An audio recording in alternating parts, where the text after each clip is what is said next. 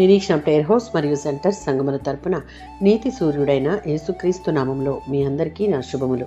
ఈరోజు దేవుని వాగ్దానం సామెతల గ్రంథం 10వ అధ్యాయం 25వ వచనం.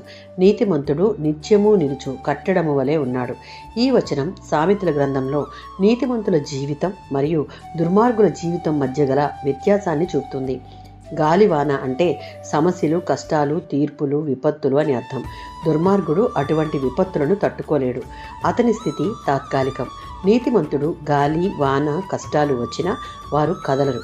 ఎందుకంటే వారి స్థిరత్వం దేవునిలోనే ఉంది.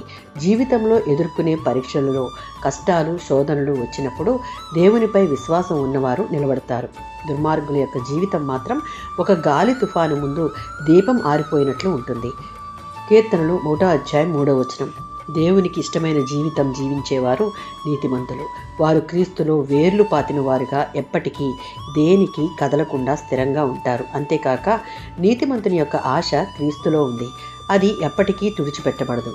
మత్తయి సువార్త 7వ అధ్యాయం 24-27 వచనాలలో నీతిమంతుని యొక్క ఇల్లు బండపై కడతాడు కనుక తుఫానులు వచ్చినా స్థిరంగా నిలబడతాడు. కారణం దేవునిలో స్థిరమైన విశ్వాసం కలిగి అన్నిటికీ దేవుని మీద ఆధారపడతాడు కనుక ఎటువంటి పరిస్థితులు ఎదురైనా కృంగిపోక స్థిరంగా ఉంటాడు. సామెతల గ్రంథం 12వ అధ్యాయం 7వ వచనం. దేవుని మార్గం నుండి వేరై లోకానుసారంగా జీవించేవారు తాత్కాలికమైన లోకం ఇచ్చే వాటిని ఆనందాన్ని అనుభవించగలరు. కానీ కొన్ని ప్రతికూల పరిస్థితులు ఎదురైనప్పుడు వారు స్థిరంగా నిలబడలేక కూలిపోతారు. కానీ నీతిమంతుడు దేవుని ఎడల కలిగి ఉన్న విశ్వాసము, దేవునిలో నిలిచి ఉన్న కారణాన ఎటువంటి పరిస్థితుల్లోనైనా స్థిరంగా కదలని కట్టడం వలె ఉంటారు. దేవునిలో మనం ఎలా ఉండాలన్నది మన నిర్ణయమే. ఆమేన్.